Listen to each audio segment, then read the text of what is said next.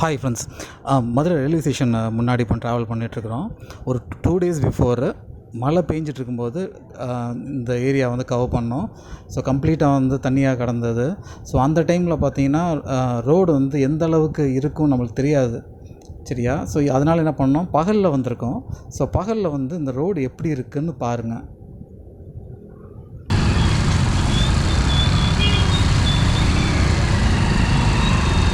காலையில் வந்து அது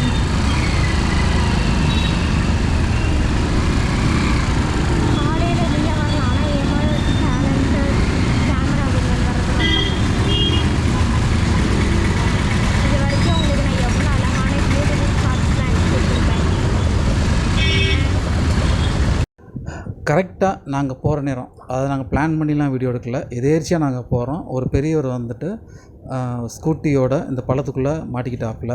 ஸோ இது நடந்தது பகலில்.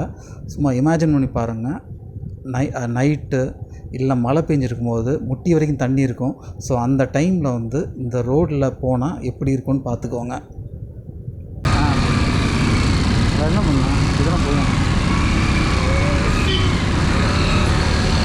அதுவும் நம்ம மாட்டிக்கிட்டான் பாரு இல்லை.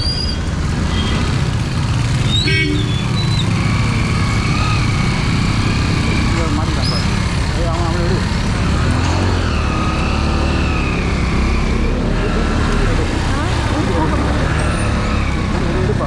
எடுத்துட்டு தான் இருக்கேன்.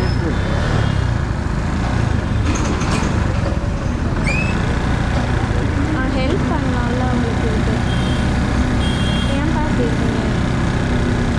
பாவம் தானா.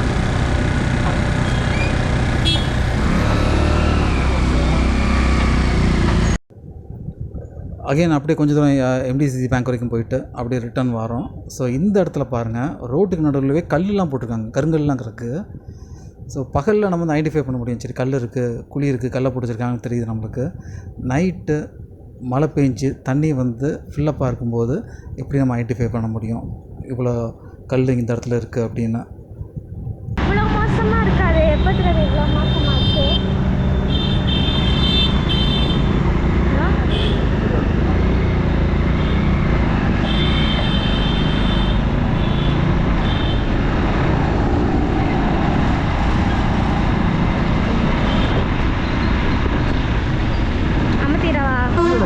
இன்னும் மோசமாக இருக்கும்.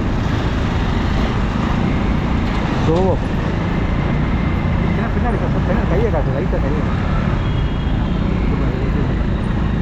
சூப்பரா கல் நம்ம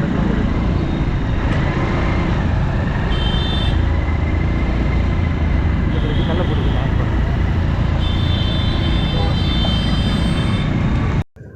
பகல்லே இந்த ரோடு வந்து 2 வீலர்லேயோ 4 வீலரில் போகிறதுக்கு உகந்த ரோடு கிடையாது.